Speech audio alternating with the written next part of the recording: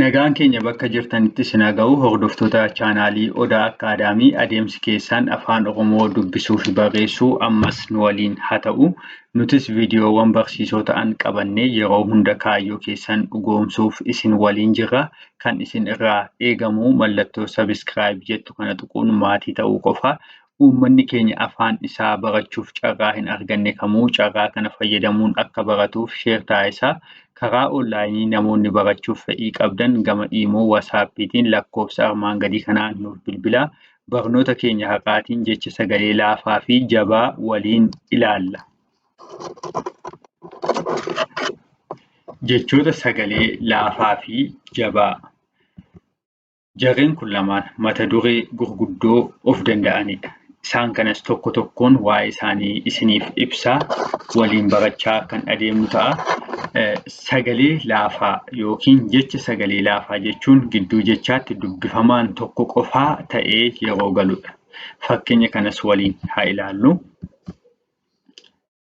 Jechoota armaan gaditti argaman kana hunda isaanii yoo ilaaltanii gidduu jechaatti dubbifamaan jiru tokko qofaa ta'eetu kan inni galee jiru. Dubbifamaa tokko qofaatu galee jira. Warreen qalama diimaatiin barreeffamanii jiran kun hundumti isaanii dubbifamaadha. Isaanis walitti aananii kan gale hin jiru. Walitti aanee kan gale hin jiru. Kanaaf jecha sagalee laafaa jedhama. Itti aansuun jecha sagalee jabaa. Sagalee jabaachuun dubbifamaan gosti tokko lama ta'anii walitti aananii yeroo gidduu jechaa galanidha. Dubbifamaan gosa meeqa? Gosti tokko meeqa ta'e?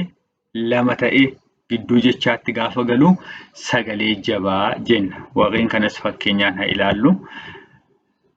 Jechoota armaan gaditti argitan kun hundumti isaanii gidduu jechaatti dubbifamaa gosti isaa tokko ta'e, gosa wal fakkaataa ta'e, garuu immoo lama ta'etu jira.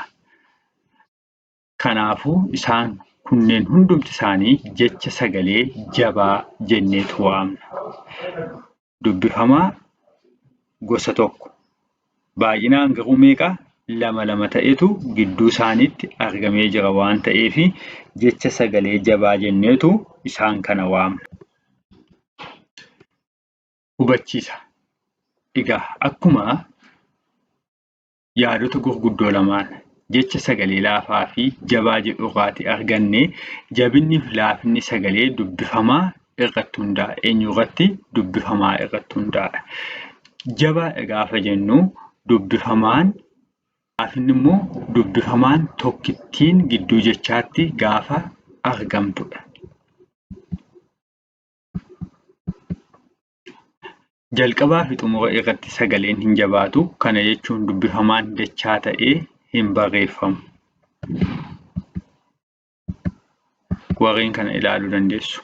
Asitti jalqaba irratti dubbifamaan lama ta'eetu galee jira. Asitti immoo dubbifamaan xumura irratti lama ta'eetu galee jira. Haala kanaatiin gonkumaa hin barreeffamu. Afaan Oromoo keessatti jalqaba fi xumura irratti sagaleen hin jabaatu waan ta'eef. Asitti immoo kana ilaaluu dandeessu. Gidduu jechaatti dubbifamaan lama ta'eetu dhufee jira. Kun jabeessineetu dubbisna. Asitti ni ta'a. Lammii kan jedhu kun sirriidha. Egaa ijaarsa jecha sagalee laafaaf jabaa kanas waliin ilaaluu qabna.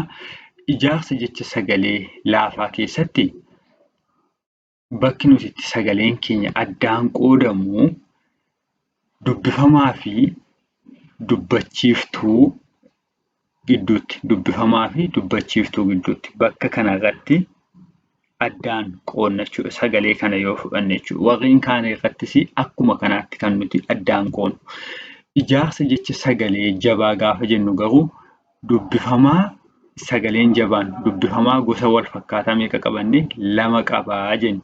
Gosa wal fakkaataa ta'e lama qaba. Bakka kanarratti sagalee bakka itti jabaatu yookiin dubbifamaa lama ta'ee gale sanatu addaan qoodama. Kunis sagaleen yeroo sagalee laafaa uumamuu fi sagalee jabaa uumamu akka inni garaagarummaa qabaatu taasisaa jechuudha. Jecha kanarratti baa, laa, balaa, balaa kan jedhu uumaa jechuudha. Asirratti garuu bakka kanarratti gaafa qoodamu bal, laa ballaa kan jettu nuutii kennaa jechuudha. Haala kanaanii jecha sagalee laafaa fi jabaa ijaaruu dandeenya. Jechoota sagalee jabaa waliin ilaalla. Haga ammaatti warreen nuti waliin ilaalaa turre baay'een isaanii jechoota sagalee laafaati waan ta'eef gidduu jecha isaaniitti dubbachiiftuu tokko qofaadha kan ture. Har'a immoo jecha sagalee jabaa kana waliin ilaalla. Hundumti isaaniiyyuu akkuma isin argitan kana maal ta'aniitu jiru? Dubbifamaa lamatu gidduu jechaa jira jechuudha. Isa kana ofii keessanii ilaaluu dandeessu. Maal akka isaan jedhaman isinii dubbisaan deema. Abbaa, bakka, birraa, biyyee, biyya, booyyee, carraa, sammuu, kennaa, cabbii, lubbuu, kiyya, galle, soddaa, barruu,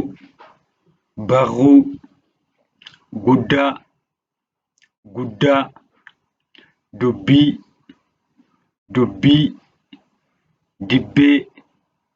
dibbee, qullaa, qorra,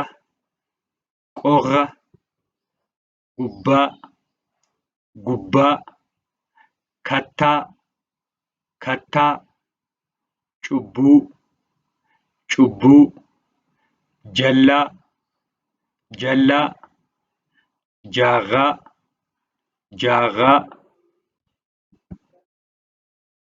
kubbaa, kaayyoo, mollaa, guddaa, jimma, jidduu, gaammee,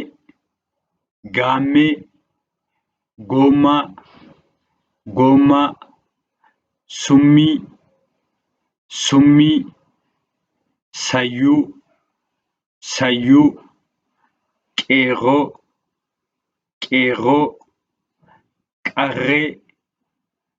qarree, jabbii, qixxee, qarree, kibba,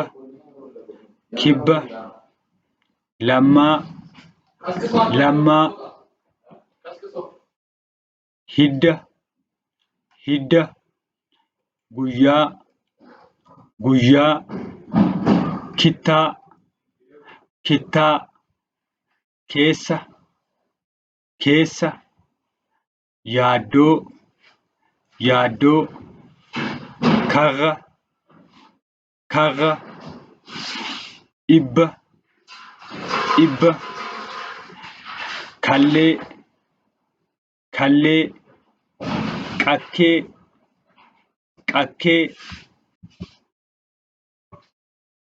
fayyaa, rakkoo, muddee, callaa, warra,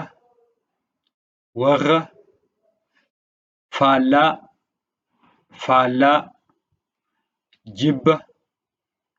jibba, wajjin, xiyya, kuullee,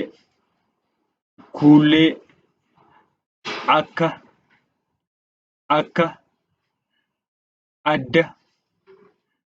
adda, damma, amma,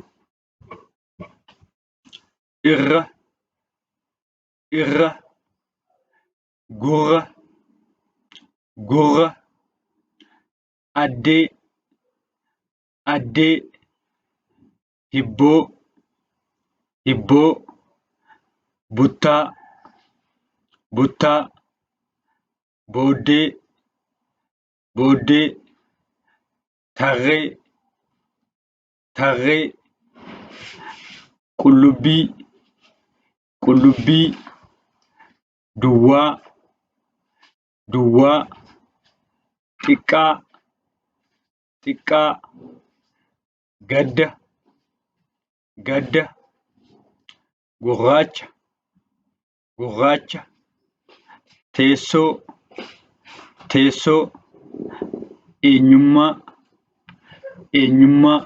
Barnoota keenya har'aatiin jecha sagalee laafaa fi jabaa waliin ilaallee jirra. Dandeettiin ilma namaa shaakalliin dabalaa waan deemuuf kan dhageessan kana barreeffachuun irra deddeebi'uun shaakala. Namoonni karaa onlaayinii barachuuf fedhii qabdan lakkoofsa kanaan nuuf bilbilaa. Haala gaariitiin isin barsiisuun abjuu keessan ni dhugoomsina. Torban gaarii.